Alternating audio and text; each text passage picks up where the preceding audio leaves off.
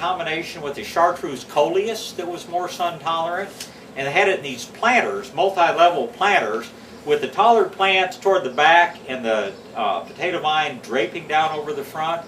I mean, traffic stoppers. There were tire marks on the curb there where, you know, people were trying to see what they had done. By the way, I didn't realize it was in here. This is a pink skullcap that somebody was asking about.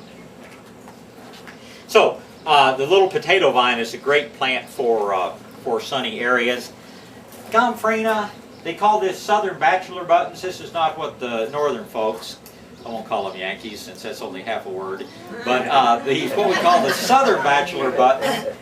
My grandfather came from Connecticut. I can pick up people from north of the Mason-Dixon line. But this is one of your toughest, hardiest annuals. It just, virtually nothing eats it, virtually nothing goes wrong with it. Blooms all summer, and if you want to, you can cut and dry the blooms, and they are almost as pretty dried as they are, you know, as fresh things. So, bachelor buttons. The purple ones now, there are some nice compact form. This is either purple gnome or budding purple. Let me see. This is purple gnome. It's going to be a compact form. There are some other different colored ones, some kind of pinky to orange one. One of them is strawberry fields. There's several different ones, and those are going to get up, you know, a good 2 feet in height. But if you're looking for something low and compact, look for the buddy or the gnome. And this is just a great, great plant for sunny areas. Once again, it's striking like it is, but plant it with something yellow. Plant it with that lantana or something like that, and you'll just have a real show of colors. New zinnia that I absolutely love, profusion. The profusion zinnias love the hot, bright sun, and they bloom, and they bloom, and they bloom some more. Old-fashioned zinnias tend to fade out after 6 weeks or so. And a lot of people got discouraged with growing zinnias a few years ago. Then they came out with a compact, big-flowered one they call Dreamland. And there are 2 or 3 forms of that now, that if you want a taller zinnia that blooms well in the sun all summer. But for color, this is orange profusion. There is one they call fire profusion that's an even deeper orange. There's a white profusion that can be pretty. The only one of the profusions that I don't really like, and some people do like it, is what they call cherry profusion. And it starts out in the spring, a beautiful, nobody's wearing that color today. It starts out in the spring almost this color. And when the sun hits it, it turns the nastiest faded pinky color that you've ever seen. So I guess if you didn't know what it looked like when it first came out, you might accept that pink color. But I don't think the cherry profusion is nearly as pretty as the fire, the orange, or in some cases the white. Question? Firebush? Firebush, somalia. Outstanding plant. Hummingbirds love it. I don't know of any bug problems it gets, but firebush is a great plant for the sun. It is a perennial. The one thing about firebush is if we have any fairly cold weather in the winter, it will freeze to the ground. And I promise you, you will think it's dead, because it is the last plant to come back out in the spring. It always comes up 2 weeks after you give up on it. As soon as you say it's dead, it's not coming back, go out about 10 days later and it'll be sprouting up. So it's slow to come out in the spring, but firebush is an outstanding plant for bright sun. If there's a disadvantage to it, sometimes the foliage becomes so intensely colored that you can hardly see the flowers. But it is another good choice for a sunny area. We talked a little bit about the periwinkles. Again, no overhead water. Plant these things in the ground. Once they're established, you probably don't have to water them more than about every 3 weeks, even in the hot summer. But for maximum color and minimum maintenance, it's just hard to beat periwinkle. Again, take a look at it. We planted it under our sign out front this year, and you can kind of get an idea of what a beautiful, colorful bed you can create with it. Petunias, I have to mention. Do I recommend them? Yeah. Up close, these things are going to be ugly in the summer months. From a distance, they're going to be beautiful, and some people just love petunias. And we do have petunias that you can grow in the summer months. Typically, the smaller the flower, the better it does in the heat. The smallest flower to the petunias are what they call the VIPs. And it doesn't stand for very important petunia. It stands for violet in profusion. But they always run into problems when they come up with these names, because we now have a white VIP. So what are we going to call it? FIP? Or WIP or whatever else. Anyway, this is the kind of medium size. This is Laura Bush, which is a slightly larger one. There's a very similar one called Kahuna. And again, if you want petunias in the summer, plant them back at the back of the yard. Don't plant them right by the front doorstep, because when you look at them, they're going to be nasty if you're up close to them. But if you're looking at them as far as from you to me, it kind of looks pretty.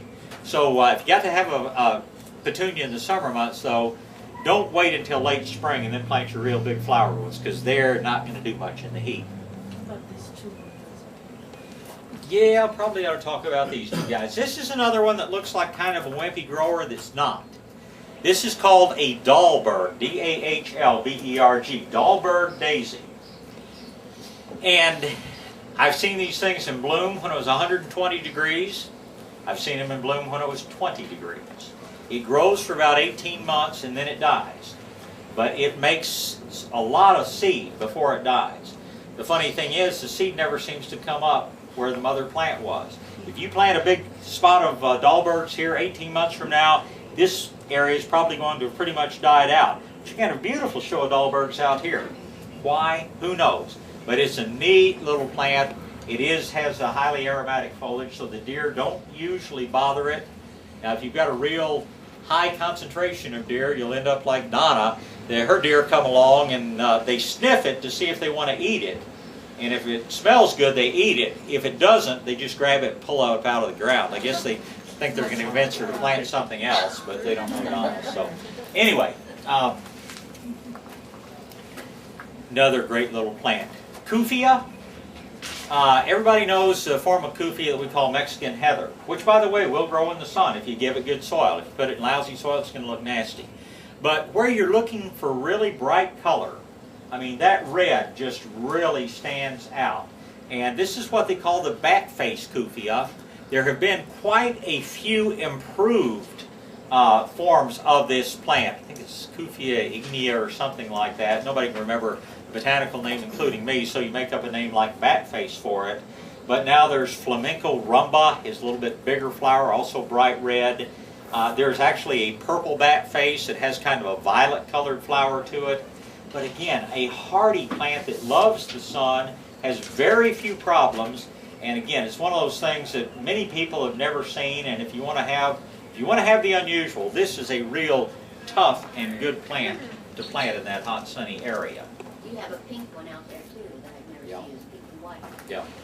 There's some neat plants. I'd be remiss not to mention some of the taller growing salvias, the mystic spires, the indigo spires. You know, love the hot sun. If you're looking for a vine to plant on the fence and you don't care if it dies back in the winter months, Queen's Crown. Queen's Crown is also known as Rosa Montana. Oh, what are the other names? There are several other names for it. Coral vine is another name for it. Botanically it's called Antigonon.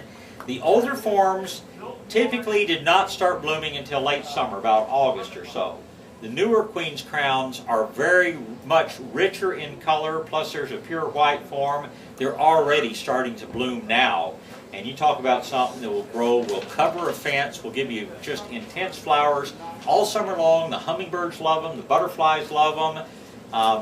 The only problem is they do die to the ground every winter, and it's a mess trying to untangle them and get them out of the fence.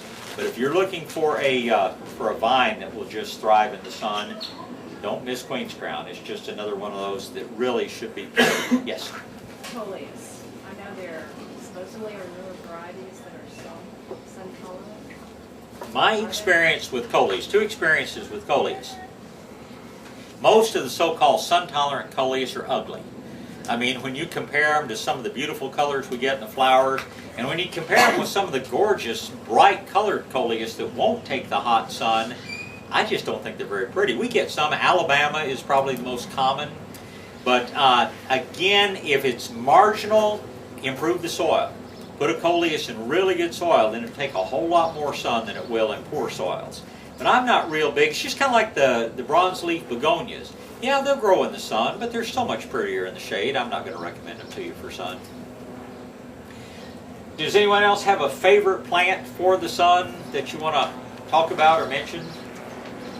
Brazilian skyflower. Brazilian skyflower or Can I Duranta? make it into a single trunk, or do You can, but I don't recommend it. Duranta or Brazilian skyflower is the one that has just thousands of little tiny flowers, whites or purples. They are a little brittle, and if you make it into a tree and we get one of those whipping wind thunderstorms, it'll be broken and on the ground. Well, this one has many tribes.